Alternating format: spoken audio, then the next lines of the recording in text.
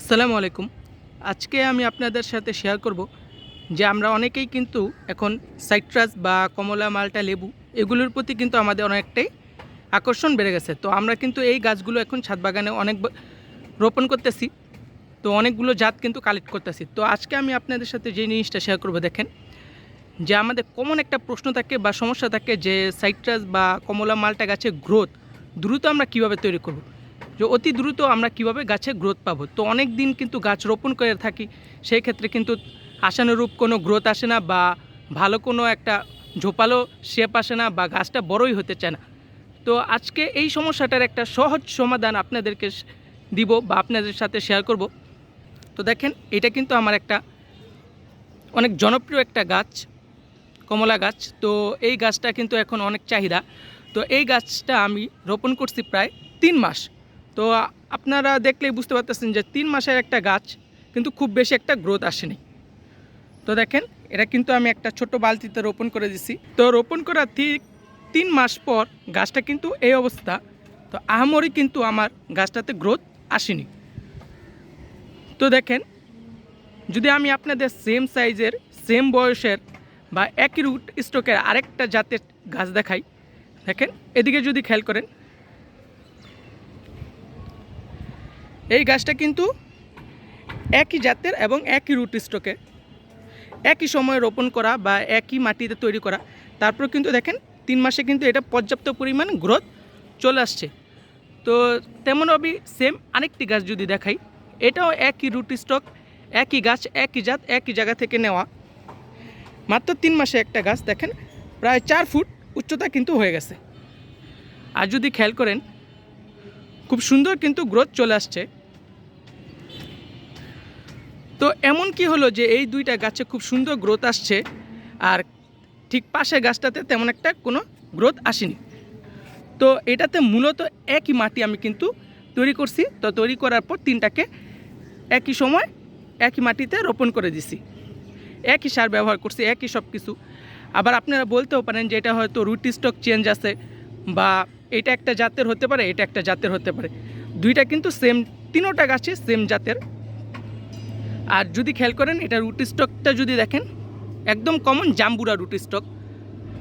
তো এইখানেও দেখেন সেম জাম্বুরা রুট স্টক, এটাও কিন্তু জাম্বুরা রুট স্টক। আর আপনারা যদি রুট স্টকটা খেয়াল করেন, তাহলে কিন্তু এই গাছগুলোর এজ বা বয়সটাও আপনারা বুঝতে পারবেন। সেম সাইজের, সেম রুট স্টকস, একদম সব কিছু কিন্তু সেম। তারপরে এই গাছটাতে এত অল্প গ্রোথ, আর পাশের গাছগুলা কত সুন্দর, মাশাআল্লাহ কত সুন্দর গ্রোথ চলে আসছে। তো এইটার কারণ কি, দূর থেকে ভালোভাবে বুঝতে পারবেন। তো এইটার কারণ হচ্ছে কিন্তু একটাই, আপনারা কিন্তু অলরেডি হয়তো বুঝতে পারছেন, বা যদি না বুঝে থাকেন তাহলে আমি আপনাদের সাথে শেয়ার করি।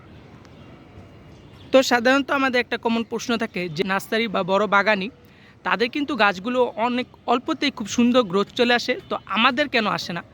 তো তারা কিন্তু দুইটা পদ্ধতি অবলম্বন করে। ফার্স্ট, আপনারা যদি দেখেন যে এরকম চারা গাছগুলো তারা কি করে, ছোট্ট একটা পিপিতে দিয়ে মাটির মধ্যে রোপণ করে দেয়, যেই কারণে গাছগুলো কিন্তু ওই পিপির উপর দিয়ে রুট বের করে কিন্তু পর্যাপ্ত আপনার রস বা খাবার কিন্তু শুষে নেয়।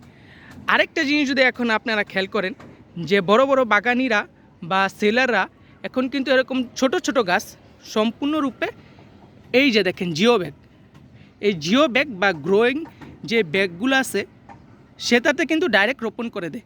রোপণ করে দেওয়ার ফলে তাদের গাছগুলো কিন্তু খুব সুন্দর একটা হেলদি গ্রোথ চলে আসে, যেটা আমাদের কিন্তু তেমন একটা আসে না।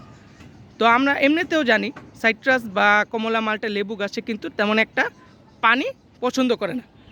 তো এইখানে যদি অতিরিক্ত পানি জমে থাকে, তাহলে কিন্তু গাছগুলোতে তেমন একটা গ্রোথ আসে না। তো আমি কিন্তু এই বালতিতে যথেষ্ট পরিমাণ বালু বা নিচে আপনার সুরকি দিয়ে কিন্তু গাছটা রোপণ করছি, যেন ড্রেনেজ সিস্টেম খুব ভালো থাকে। তারপরেও কিন্তু এটাতে তেমন একটা গ্রোথ আসেনি। তো দেখেন, শুধু আমরা যদি একটা জিনিস পরিবর্তন করে দিই, যে এরকম প্লাস্টিকের বালতি না দিয়ে যদি আমরা গ্রো ব্যাগে রোপণ করে দিই, তাহলে কিন্তু সাইট্রাসের জন্য একটা আদর্শ জায়গা হতে পারে। তো এরকম যদি আপনারা খুব সুন্দর গ্রোথ করতে চান, মাত্র 3 মাসের একটা গাছ যদি আপনারা খেয়াল করেন, যে এটা কিন্তু 3 মাসের একটা গাছ, এটাতে মাশাআল্লাহ কত সুন্দর গ্রোথ আসছে, প্রায় 4 ফুট, সেম একটা গাছ এটাও প্রায় 4 ফুট 3 মাসে গ্রোথ, কিন্তু ঠিক একই রুট স্টকে একই জাতের গাছ এত ছোট। তো আমরা যদি শুধু একটা জিনিস পরিবর্তন করি তাহলে কিন্তু অবশ্যই আমরা এই ম্যাজিক বা ফলাফলটা নিজের চোখে দেখতে পারবো।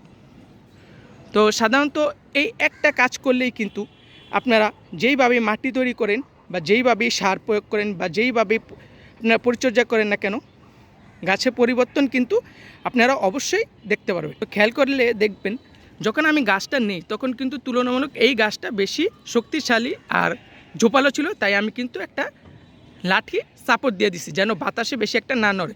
তো তুলনামূলক এই পাশের গাছগুলো থেকে কিন্তু এই গাছটা বড় ছিল, তাই কিন্তু আমি এই গাছটাতে একটা সাপোর্ট দিয়ে দিছি।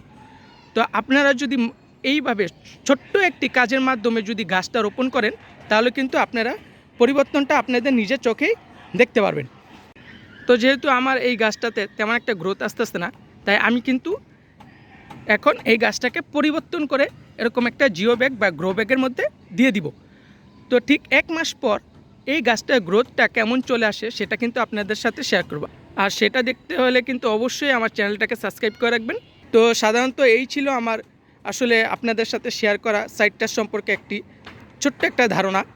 তো যদি ভিডিওটি আপনাদের ভালো লাগে লাইক করে দিবেন, শেয়ার করে দিবেন, আর আমার চ্যানেলটাকে অবশ্যই সাবস্ক্রাইব করে দিবেন। ধন্যবাদ সবাইকে, আসসালামু আলাইকুম।